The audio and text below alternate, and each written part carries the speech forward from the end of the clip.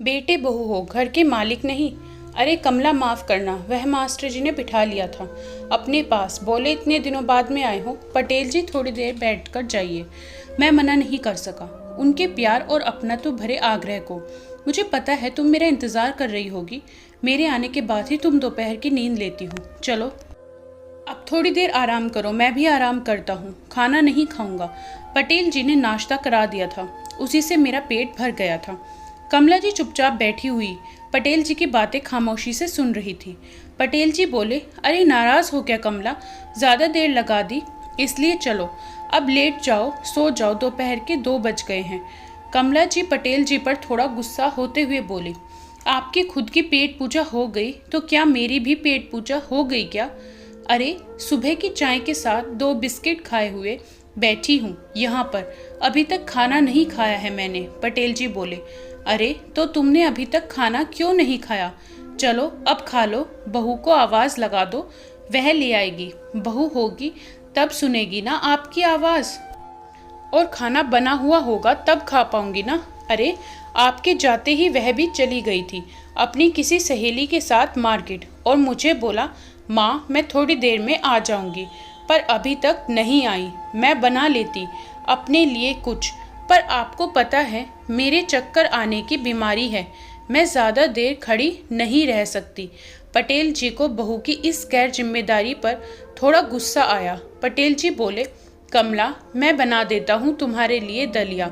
मुझे पता है तुम्हारे घुटने भी तुम्हारा साथ नहीं देते और तुम्हें चक्कर आते हैं, तुम नहीं बना पाती कुछ भी। बहू को यह सब पता है, उसको तुम्हारे लिए खाना तो बनाकर जाना चाहिए था ना, पर आजकल देख रहा हूँ बहू बहुत लापरवाह होती जा रही है।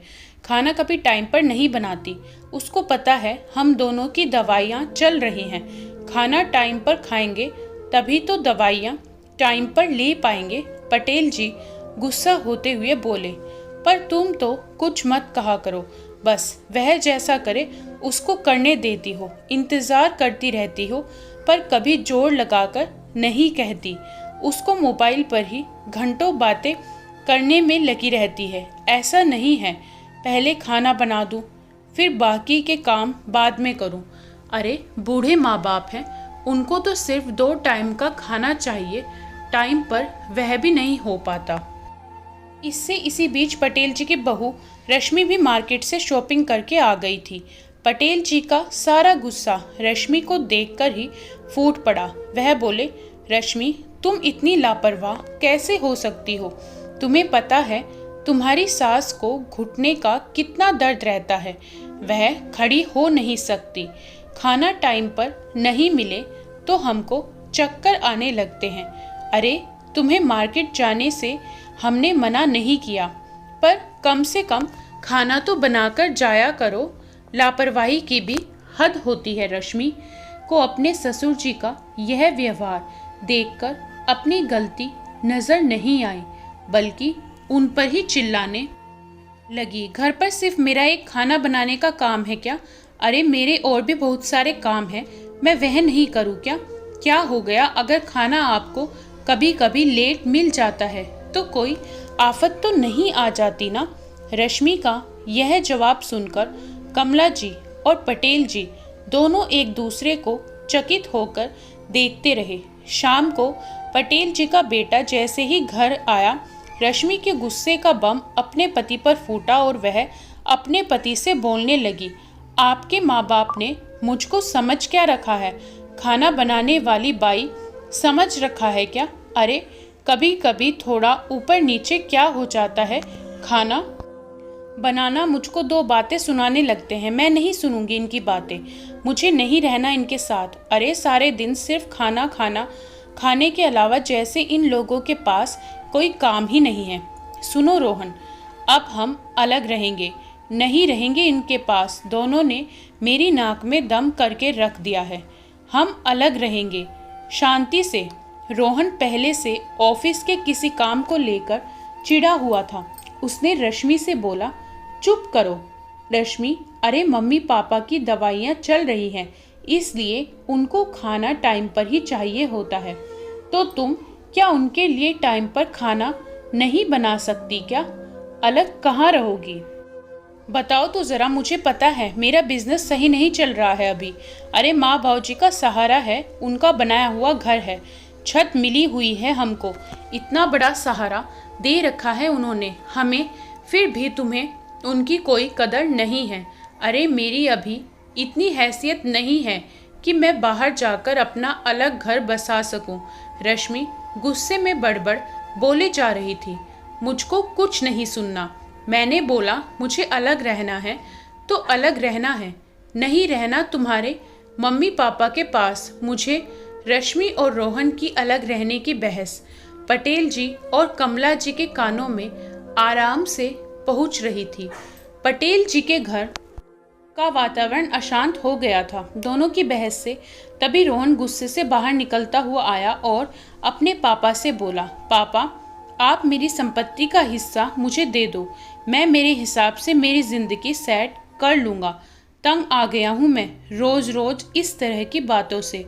अरे ऑफिस में वैसे किसी काम को लेकर स्ट्रेस चलता है, इधर घर में आओ तो वही तमाशा दिमाग खराब कर दिया है इस माहौल ने अब मेरा। पटेल जी भी गुस्से में आकर रोहन से बोले, कौन सी संपत्ति का हिस्सा बरखुदार? अरे तुमने कमाई थी क्या कभी कोई संपत्ति? अरे तुम जो कमाते हो वह तुम्हारे ऊपर ही नहीं सरते, जो हमें क्या दोगे? अरे इस घर का एक एक कोना मेरी मेहनत की कमाई से सज रहा है, छत से लेकर आंगन तक सब में मेरे पसीने की बूंदें लगी हुई हैं। जिंदगी की पूरी कमाई लगाई है मैंने मेरे इस मकान में और मेरी संपत्ति बनाने में।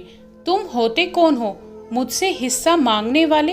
अरे रहना है अलग बेशक रहो, कोई दिक्कत नहीं है, हम दोनों मियाँ बीवी अपने आप को संभाल लेंगे। अरे 2 टाइम का खाना टाइम पर देने के लिए क्या बोल दिया, इतना बड़ा बवाल कर दिया।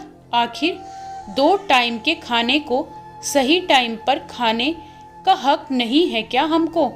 तुम्हारा भी तो कुछ उत्तरदायित्व होगा हमारे लिए। अगर कोई उत्तरदायित्व नहीं है तो बेशक तुम अभी इसी घर से इसी वक्त चले जाओ अपनी बीवी को लेकर। रोहन का गुस्सा अपने पापा की तेज आवाज़ सुनकर एकदम काफुर हो गया था। वह जानता था उसके पापा एकदम कड़क स्वभाव के थे, उनके फैसलों के आगे कोई कुछ बोल भी नहीं पाता था। तभी रश्मि बीच में बोली, पापा अगर आप हमें प्यार से हमारी संपत्ति का हिस्सा नहीं देंगे तो हम इस बात को कोर्ट में लेकर जाएंगे और हमारी संपत्ति का हिस्सा ज़रूर लेंगे। पटेल जी ने भी कड़क शब्दों में कहा, जाओ मैं इजाज़त देता हूँ तुम्हें, ऊंचे से ऊंचे कोर्ट में जाओ और मेरी संपत्ति के हाथ लगाकर तो दिखाओ, एक फूटी कौड़ी नहीं दूंगा तुम लोगों को। मेरी मेहनत की संपत्ति मेरी इच्छा मैं किसी को दूं या नहीं। रश्मि के सारे दांव पेच खारिज हो रहे थे। वह जानती थी रोहन के पास कुछ भी नहीं है अभी अपना कुछ अलग करने के लिए। जोश में आकर आखिरी यह बातें तो बोल दी कि अब उसका खामियाजा उन दोनों को खुद को ही उठाना पड़ रहा है। पटेल जी तो अब दोनों को बाहर का रास्ता दिखा रहे थे। दोनों के सिर पर पसीने की बूंदें आ गई। रोहन बोला, माफ़ कर दो पापा, गुस्से में आकर आपसे ऐसी बातें कर बैठा। अब से रश्मि भी आपके खाने का ध्यान रखेगी। हम दोनों आपको कोई शिकायत का मौका नहीं देंगे, पर प्लीज़ घर से बाहर मत निकालिए। आखिर हम ही तो आपके बेटे बहू हैं, हम ही तो आपके काम आएंगे और कौन आएगा पापा? पटेल जी यह बात सुनकर मुस्कुरा दिए और बोले, वाह बरखुदार, जब दाल नहीं गली तो इस वाणी बोलने लग गए तुम। अरे तुम जैसे लोगों का क्या भरोसा, एक पल में कैसे हो जाओ, एक पल में कैसे हो जाओ। हमारा 2 वक्त का खाना हमें मान सम्मान के साथ चाहिए। बहू हमारे ऊपर एहसान नहीं करती, तुम हमें 2 टाइम का खाना देकर एहसान तो हम कर रहे हैं, तुम लोगों को हमारी मेहनत की कमाई से बने हुए घर में रहने की इजाज़त देकर। तुम्हारे ऐसे रूखे व्यवहार को देखते हुए भी, अरे तुम्हारी माँ को दवाई लेनी होती है, उसको टाइम पर ही खाना चाहिए, मतलब खाना चाहिए। इसके लिए आज से तुम लोग कोई लापरवाही नहीं करो। इसके लिए मैं एक शर्त पर तुमको मेरे इस घर में रहने की इजाज़त दूंगा। रोहन और रश्मि दोनों हैरत से दूसरे को देखते हुए पापा से बोले, कैसी शर्त पापा? पटेल जी बोले, तुम दोनों किराएदार की हैसियत से मेरे इस घर में रहोगे और किराए की जगह हम दोनों को टाइम से खाना देना तुम्हारा किराया माना जाएगा। बिना किसी बड़बड़ और बिना किसी शिकायत के सम्मान से खाना मिलेगा, तभी मैं तुमको किराए पर रहने दूंगा। अगर तुम लोगों ने फिर से ऐसा ही व्यवहार दिखाया तो मैं तुमसे उसी वक्त अपना घर खाली करा लूँगा और तुम लोग दूसरी जगह जा सकते हो। बोलो बेटा, मंजूर है क्या? 2 वक्त के खाने का किरायानामा राजीनामा है क्या? रोहन और रश्मि के पास कोई चारा नहीं था पटेल जी की इस बात को मानने के अलावा। दोनों की बड़ी बड़ी बातें हवा हो चुकी थी। दोनों ने प्यार से इस किराएनामे के राजीनामे के लिए हाँ कर दी। रोहन अपने कमरे में ऑफिस का काम करने के लिए चला गया और रश्मि कमला जी के पास आकर बड़े प्यार से बोली, आज शाम के खाने में क्या बनाऊं आपके लिए, अभी बता दीजिए, अभी से तैयारी कर देती हूं ताकि टाइम पर खाना बन जाए। पटेल जी ने कमला जी का हाथ पकड़ा और कहा, मेरी प्यारी कमला, कभी कभी सीधी उंगली से घी नहीं निकलता, कभी कभी उंगली टेढ़ी करनी पड़ती है। तुम तो हो सीधी सादी, ऐसे लोगों को ऐसे ही लाइन पर लाया जाता है। अब बहू से रोज रोज तुम्हें कहना नहीं पड़ेगा कि बहू खाने का टाइम हो गया, खाना बना दो। वह खुद तुम्हारे लिए बिना पूछे खाना लेकर आएगी, वह भी सही टाइम पर। कमला जी ने पटेल जी को शर्माते हुए कहा, मान गए मास्टर जी आपको, आखिर आपकी मास्टर गिरी रिटायर होने के बाद भी नहीं गई। दोनों के चेहरे पर एक मुस्कुराहट सी आ गई थी।